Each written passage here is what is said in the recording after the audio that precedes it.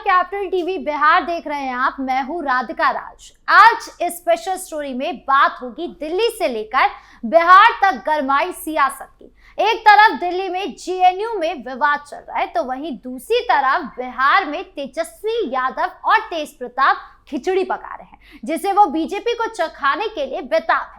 सीधे सीधे कहूं तो दिल्ली की बातें आज बिहार के लोगों को जानना इसलिए जरूरी हो गया है क्योंकि तेज प्रताप यादव ने दिल्ली के जेएनयू विवाद को लेकर ऐसा बयान दिया जिससे कई मायने निकाले जा रहे हैं। और न केवल तेज प्रताप बल्कि कई दिग्गजों का बयान सामने आया है।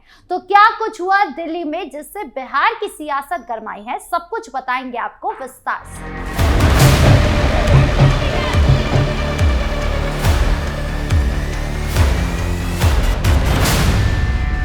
दिल्ली का जवाहरलाल नेहरू विश्वविद्यालय यानी जेएनयू एक बार फिर विवादों के केंद्र में है और इस बार की वजह बेहद गंभीर है। 5 जनवरी 2026 की रात को जेएनयू कैंपस में कुछ वामपंथी छात्र संगठनों ने एक कार्यक्रम आयोजित किया। यह कार्यक्रम a night of resistance with guerrilla Dhaba के नाम से था, जो 2020 में हुई उस हिंसा की 6ठी बरसी को याद करने के लिए था जिसमें नकाबपोश हमलावरों ने छात्रों और शिक्षकों पर हमला किया था। उसी दिन सुप्रीम कोर्ट ने 2020 दिल्ली दंगों की साजिश के मामले में उमर खालिद और शर्जील इमाम की जमानत याचिका खारिज कर दी। इसी गुस्से में प्रदर्शन के दौरान कुछ छात्रों ने प्रधानमंत्री नरेंद्र मोदी और गृह मंत्री अमित शाह के खिलाफ विवादित नारे लगाए, जैसे मोदी शाह तेरी कब्र खुदेगी। ये नारे सोशल मीडिया पर तेजी से वायरल हो गए और पूरे देश में सियासी बवाल मच गया।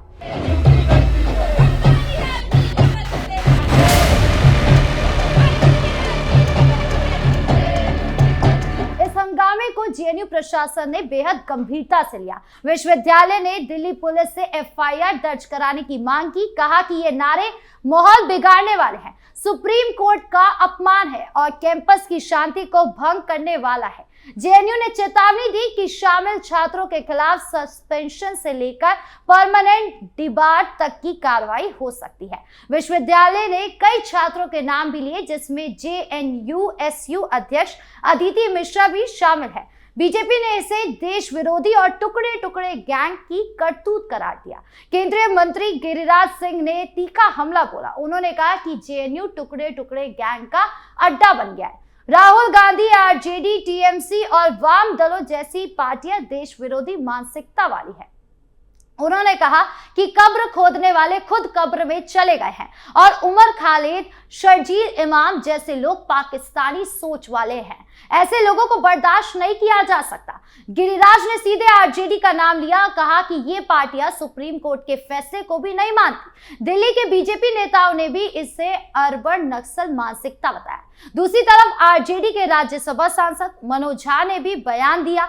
उन्होंने कहा कि वो व्यक्तिगत रूप से मुर्दाबाद या कब्र खुदेगी जैसे नारों के खिलाफ है। ऐसे नारे व्यक्तिगत हमले हैं और उन्हें समर्थन नहीं करते, लेकिन उन्होंने आक्रोश की वजह से बताया कि सुप्रीम कोर्ट के जमानत खारिज करने के फैसले पर सवाल उठाए गए और कहा कि कोर्ट के तर्क अनुचित लगे। उन्होंने सिलेक्टिव आक्रोश पर भी चुटकी ली और कहा कि ऐसे नारों की जगह नहीं, लेकिन चुनिंदा गुस्सा लोकतंत्र के लिए खतरनाक है।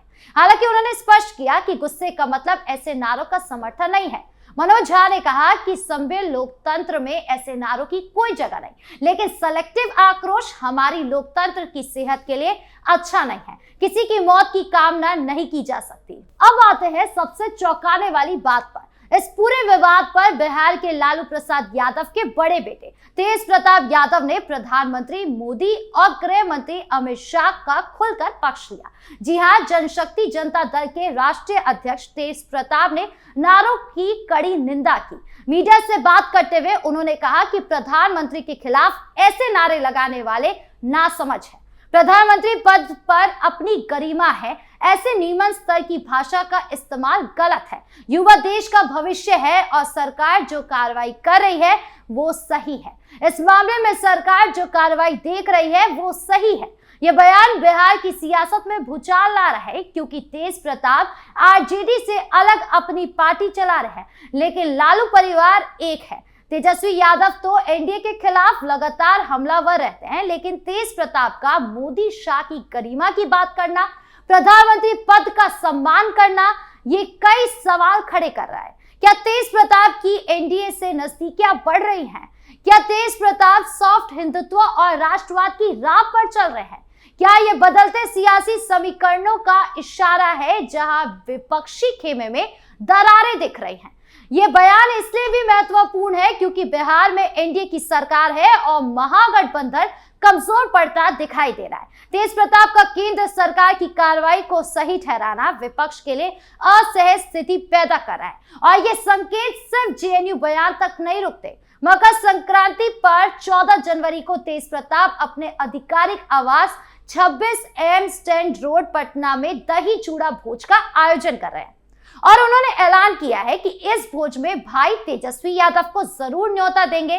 साथ ही मुख्यमंत्री नीतीश कुमार, उप मुख्यमंत्री सम्राट चौधरी, राज्यपाल आरिफ मोहम्मद खान और दोनों डिप्टी सीएम विजय कुमार सिन्हा और सम्राट चौधरी और बाकी कई नेताओं को बुलाया जाएगा। तेज प्रताप ने कहा कि सरकार हो या विपक्ष, सभी को आमंत्रित करेंगे। यह बिहार की परंपरा है जो लालू प्रसाद यादव दशकों से निभाते आए हैं, लेकिन सियासी नजरिए से ये बड़ा संदेश है। पिछले सालों में लालू परिवार के दही चूड़ा भोज में एनडीए के नेता शायद ही आते थे, लेकिन अब नीतीश और सम्राट को व्यक्तिगत न्योता दिया गया है। यह दिखा रहा है कि दरवाजे खुल रहे हैं। राजनीतिक विशेषज्ञ कह रहे हैं कि तेज प्रताप का जेएनयू पर मोदी का पक्ष लेना और दही चूड़ा में एनडीए नेताओं को बुलाना, ये हमदर्दी बढ़ने के स्पष्ट संकेत है। तेज प्रताप पिछले साल आरजेडी से अलग होकर अपनी पार्टी बना चुके हैं। चुनाव में हार भी मिली, लेकिन अब उनका रुख बदलता दिखाई दे रहा है। ये भोज सिर्फ परंपरा नहीं बल्कि सियासी मैसेजिंग का माध्यम बन सकता है। अगर नीतीश और तेजस्वी दोनों आए तो ये परिवार और सियासत की एकता का प्रतीक बनेगा। याद कीजिए, हाल के महीनों में तेज प्रताप यादव ने कई मौकों पर राष्ट्रवादी स्टैंड लिया, जैसे बांग्लादेश में हिंदू अल्पसंख्यकों पर हो रहे हमलों और मंदिरों प्रतिमाओं की तोड़फोड़ पर उन्होंने केंद्र सरकार की जिम्मेदारी बताते हुए कहा कि ये मामला केंद्र को देखना चाहिए और कार्रवाई करनी चाहिए। ये बयान जनवरी 2026 में आया जब बांग्लादेश में हिंसा की खबरें जोरों पर थी। तेज प्रताप ने स्पष्ट कहा कि केंद्र सरकार को इस पर ध्यान देना चाहिए और एक्शन लेना चाहिए। यह उनके उस रुख का हिस्सा लगता है जहां वो राष्ट्रीय मुद्दा पर केंद्र की नीतियों से सहमति जता रहे हैं। इसके अलावा 2025 के बिहार विधानसभा चुनावों के बाद जब एनडीए ने प्रचंड जीत हासिल की तो तेज प्रताप ने एनडीए की एकता की तारीफ की थी। उन्होंने प्रधानमंत्री नरेंद्र मोदी की करिश्माई लीडरशिप और मुख्यमंत्री नीतीश कुमार की भूमिका को सराहा था। यहां तक कि उन्होंने अपनी पार्टी जनशक्ति जनता दल से एनडीए सरकार को समर्थन देने का भी ऐलान किया था। चुनाव में हार के बाद उन्होंने पार्टी के अंदर के गद्दारों पर हमला बोला, लेकिन एनडीए की जीत को अच्छी गवर्नेंस का नतीजा बताया। यह बयान कई लोगों को चौंकाने वाला था क्योंकि लालू परिवार लंबे समय से एनडीए का विरोध करता रहा है या अन्य राष्ट्रीय मुद्दों पर चुप्पी या समर्थन जैसा रुख रखता है, जैसे हिंदू धार्मिक प्रतीकों की रक्षा या कांग्रेस पर एंटी राम होने का आरोप लगाना। तेज प्रताप ने कांग्रेस नेताओं पर चंदन टीका न लगाने और रामकृष्ण महादेव का अपमान करने का भी आरोप लगाया। ये सब मिलकर एक बड़ी तस्वीर बना रही है कि शायद तेज प्रताप परिवार को एनडीए के करीब लाने की कोशिश कर रहा है या अपनी जगह बनाने की कोशिश कर रहा है और जनशक्ति जनता दल को मजबूत करने के लिए केंद्र की नीतियों से सहमति जता रहे हैं। उन्होंने अपनी पार्टी से एनडीए को नैतिक समर्थन देने की भी बात कही है। बिहार में एनडीए मजबूत स्थिति में है। नीतीश कुमार मुख्यमंत्री है और 2025 चुनाव में भारी बहुमत भी मिला है। महागठबंधन कमजोर पड़ रहा है। तेजस्वी यादव की पीडीए रणनीति हो या फिर एमवाई समीकरण, सब पर सवाल उठ रहा है और आरजेडी की हार के बाद परिवार में भी कलह की खबरें आई हैं। ऐसे में तेज प्रताप का ये बदला रुख तेजस्वी के लिए भी एक बड़ा संदेश है कि परिवार एकजुट रहे, लेकिन सियासी रास्ते अलग अलग हो सकते हैं। तेज प्रताप ने अलग पार्टी बनाई है और चुनाव लड़ा, लेकिन अब उनका झुकाव एनडीए की तरफ दिखाई दे रहा है और इसीलिए 14 जनवरी का दही चूड़ा भोज सबकी नजरों में होगा। जेएनयू का ये विवाद दिल्ली से शुरू होकर बिहार तक पहुंच गया। एक तरफ देश विरोधी नारों की निंदा, दूसरी तरफ प्रधानमंत्री पद की गरिमा की रक्षा और बीच में बिहार की सियासत जो नए रंग ले रही है। क्या ये एनडीए और लालू परिवार के बीच हमदर्दी का इशारा है या सिर्फ परंपरा और बयानबाजी है? समय बताएगा, लेकिन फिलहाल सियासी खिचड़ी अच्छे से पक रही है, दही चूड़ा उसमें स्वाद बढ़ाने का काम कर रहा है। जेएनयू विवाद ने एक बार फिर 2016 की यादें ताजा कर दी है, जब अफजल गुरु पर कार्यक्रम के बाद देशद्रोही नारे लगने का भी आरोप लगा था। अब 2026 में फिर वही बहस, क्या अभिव्यक्ति की आजादी है या देशद्रोही है, ये एक सवाल है। लेकिन तेज प्रताप जैसे विपक्षी खेमे के नेता का केंद्र का पक्ष लेना ये नया ट्विस्ट है जो बिहार की राजनीति को और रोचक बना रहा है। और ये घटना दिखाती है कि राष्ट्रीय मुद्दे स्थानीय सियासत को कैसे प्रभावित करते हैं और कैसे पारिवारिक रिश्ते सियासी गणित को बदल सकते हैं। बिहार की जनता अब इंतजार कर रही है कि दही चूड़ा भोज में कौन कौन शामिल होता है और क्या संदेश निकलता है। आपकी इस पूरे मामले को लेकर क्या राय है, कमेंट बॉक्स में जरूर बताएं। धन्यवाद।